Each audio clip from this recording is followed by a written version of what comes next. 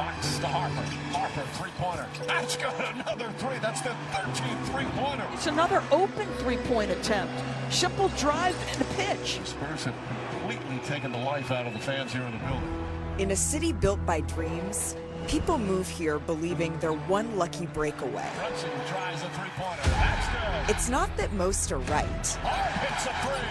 Suddenly it's cut to 60. It's that enough are to keep everyone else believing. Corner three, Anunoby.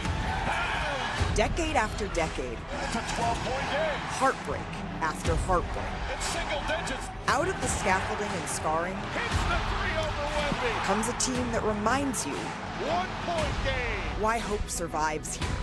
Anunoby gets it into Brunson. Brunson pulls a quick three. Off the front rim, no. Tip it, good! For the lead with 1.2 seconds to go. This building is shaking right now. The Knicks have done it! With an entire city behind them. Why you want to be a part of it. New York, New York.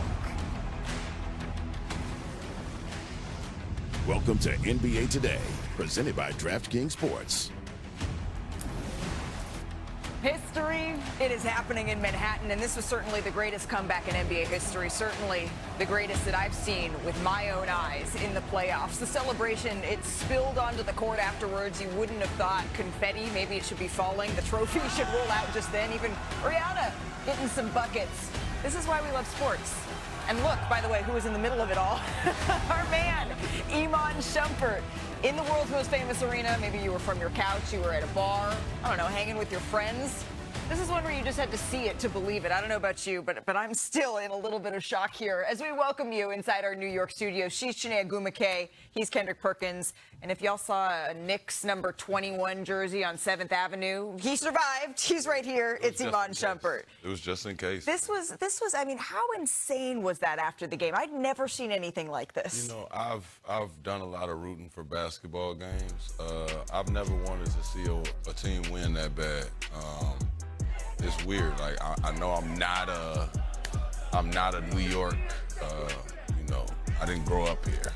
I got basically adopted when y'all picked me up as coming out of the draft, and they accepted me, and all those emotions of going through the ups and downs with the Knicks, being in the playoffs, feeling like the moment was right there. I felt like I was trying to do everything I could to win, knowing that we fell short. Guys before us fell short. Guys after us have fallen short. And then this team has found ways to win in so many different situations. And it's inspiring to see. I start thinking about, you know, those times with the Bulls that I'm damn near crying, thinking we finna lose, and Mike just won't let us lose. Just no business plays happening at the end, the magic really happening. And for that game to go like that, to be down 29 and see New York just keep on roaring and keep on trying to push for it. Yeah. Jalen Brunson keep on fighting it.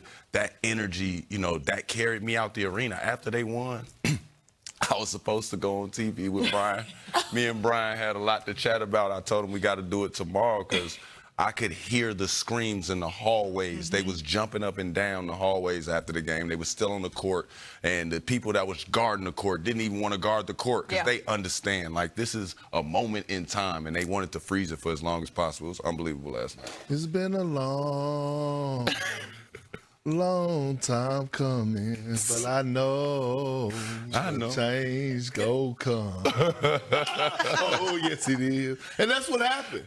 That's what happened. That's why you saw the emotions. Yeah. Because it's been a long time. You talk about, what, 53 years since they even got close to smelling. You know what I'm saying? It's close. They could smell it. That's why you saw the legends, the celebrities on the floor. Like, and when you talk about that game, that was the greatest game that I've ever seen with my own two eyes. That was two of the greatest individual performances that I've ever seen with my own two eyes. Talking about OG Anunoby and Big Body Brunson. Yep. And when you talk about what the Knicks have been displaying all postseason long is what? They offensive firepower. And at no point throughout the course of that game did I think did I count them out. I knew that they were going to make a run. But the togetherness, right? And the one thing that stood out to me, Chiney, Malika, Sean, is Mike Brown. Think about this for a second. In the course of that game, man, he was searching. Yeah. He was searching. I think at one point it was either Legs or Richard or Mike Breen said that they had already went 12 deep on this bench. He was trying to find his dog. Well, let's relive it together, shall we? Let's do it, because I think that this is something I've been to a lot of awesome sporting events in my life. It's hard to pick one that could top this, Iman. Yep. So let's get to it. Game 4, celebrities in the building here. Taylor Swift was in the house for this one as well. We're going to pick it up with 7.5 minutes to play. The Knicks were down 15. Changing sides of the floor is everything we asked for. In the Garden at this point, it's electric. It's going crazy. If Larry David is reacting like that, you know that it's a big moment. Spike Lee is starting to be able to feel it. So under 4 minutes to play here. More from Alvarado. Drives in the lane, spins. Oh, spin cycle. Come on. Oh, I got to watch you. Brown. He wanted to give it up for his man, Jose Alvarado. And I'm a clap for Jose. Sorry, Mom. Well, we won't put any money in the swear jar. 2.5 to play. The Knicks down 4. Brunson, guarded by Victor Wembanyama. This is everybody's dream right here as a kid. Goliath. Yes. Brunson, he became the first Knick with 3 30-point games in a single finals in franchise history. Perk, the next Spurs. Was this maybe a sign of a little bit of fatigue as he heads to the free throw line? I mean, he was channeling the monks. He was channeling the sisters with those deep breaths. And then this was really tough to see. He makes 86% of them not that. Just dancing with the stars. Yes, it is. Shaking down Castle there. You would know. The Knicks, they take their first lead of the game. That decision. Let's take a listen to Fox after the game on his thought process on that play. I get a layup, get up 3, make them, force them to need a 3. And OG made a good block. I just thought I would be able to outrun him. That's it. If ifs were fifths, circle just off 34th Street. Jimmy Fallon can't believe it. New York Knicks fans starting to celebrate. One more look at this, Iman. Unbelievable. That's just the will to win. And a little bit of luck. Right time, right choice. The streets of Manhattan are starting to celebrate here. The San Antonio Spurs, they still have one opportunity here, Kendrick Perkins, with 1.2 seconds left. Yep, and look, Karl Anthony Towns on ball pressure, got a fingertip on that basketball, which was huge. Look, yeah. And then right there, good collapse by Mitchell Robinson, game over. And that, my friends, is the anatomy of the greatest comeback that we have ever seen in the NBA Finals. It's pandemonium in the Garden, and the New York Knicks, they snatch victory here from the jaws of defeat. New York, they come back from down 29 points. They complete the largest comeback in NBA Finals history. New York didn't take their first lead of the game until the final 90 seconds. Janae, no L to the OG. Here is OG Anunoby. It feels cool. I mean, everyone's pretty excited. I'm excited too. I'm excited too. We're all excited. We're enjoying it right now, but we're just focused on the next game now. Experience teaches you a lot, and I think experience today let us know that we cannot let go of the rope. We always have a chance if we go out there and take it to another level and give ourselves a chance. All you can ask for after the half we had is we just wanted a chance. And, sometimes you get lucky, sometimes you make your luck. We made our luck today. That word success is rarely talked about in the locker room. We focus on the things that we do to get better every single day, not being satisfied with the things that we've done so far.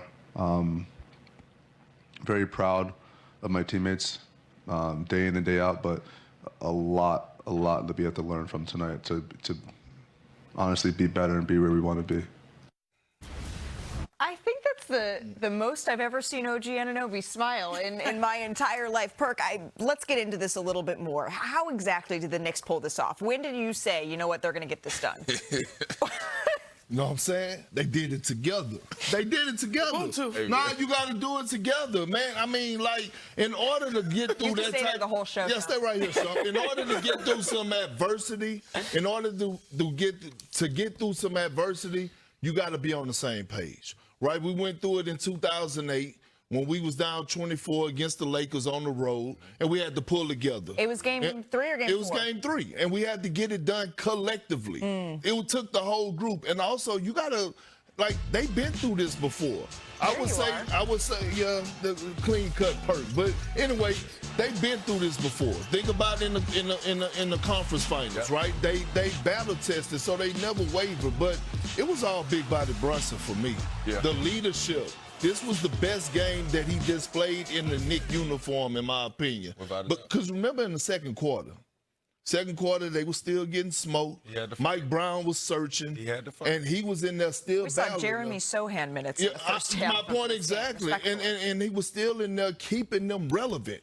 He had 15 to 17 points in that second, and then all of a sudden we saw him come in and do what in that second half? But what do they say here? New York stand up, right? New York stand up. This was the moment that New York stood up. And it wasn't just Jalen Brunson. It feels like at every position that mattered, there's a specialist that was built for the moment. OG Anunoby, having his first 30-plus point playoff game, came at the perfect time. And he's built for it. He's built to be able to switch onto Victor Wembanyama. He's built to knock down threes that matter, that can be contested. I was watching him in warm-up. Those shots that you saw him, where he hesitates for a minute and then follows through, he knocks those down. Again, on this play, 2, go with Brunson. Everyone knows that the ball is going to stay with him, which means that OG knows to die. He's like, it's not coming back. It's all right. I'm going to pursue the basketball. I don't know if people understand, unless you play the game, how hard it is to get the right timing to be able to tip it in like that. Didn't you talk to his brother right before that moment? What did OG Anunoby's brother say to you? So I spent the second and third quarter with his brother. Yeah. And, you know, most of the conversation was like, oh my gosh, we dug ourselves in a hole. But one thing I've noticed from Jalen Brunson to OG Anunoby to Josh Hart to Karl Anthony Towns to Mikal Bridges, it doesn't matter who it is, they don't panic. He said, my brother is built for these championship moments. He is an impact player. And we saw that on 2 sides of the basketball floor. We saw that offensively, cute with the tip, but it's so much harder to chase down and not quit on a play. Right. 2 times we saw, like, this is what all kids should be watching. Never quit on plays, because they can actually yield you your wildest dreams. Without a doubt. And I want to point out, too, let the ref make that call, because he fouled him. That was not a block. I'm here to tell y'all, that was not a block, that was a foul. But ain't nobody calling that. So, De'Aaron Fox, you need to dunk that. We've had this conversation before. I'm disappointed in you. That's why you dunk that. You don't leave no little window for indecision. You either go in the party or you backing out. But that was effort, and I do like that you said that. You don't give up on a play. For me, I like that we're going to go to big body Brunson, not because he was scoring like that.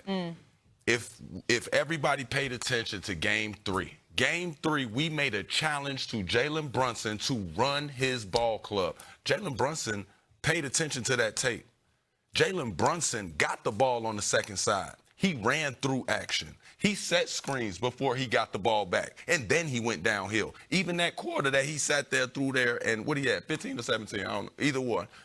He kept them alive, but he did not stop spraying to the corner. He did not stop hitting that pocket pass. He was giving guys chances. They just weren't making shots. But at the end of the game, they all trusted him, and they all wanted to play for him. They had no holes in their game. You're not going to give it to me. I'm going to dive over here, and we're going to get a tip in. You are going to give it to me. I'm going to make a shortcut. We're going straight line drive on the closeout. It was just great to see, and it all came stemming from him having a floor game. 15 in that for Jalen Brunson. It was amazing to watch. And the celebration, I mean, it spilled out onto the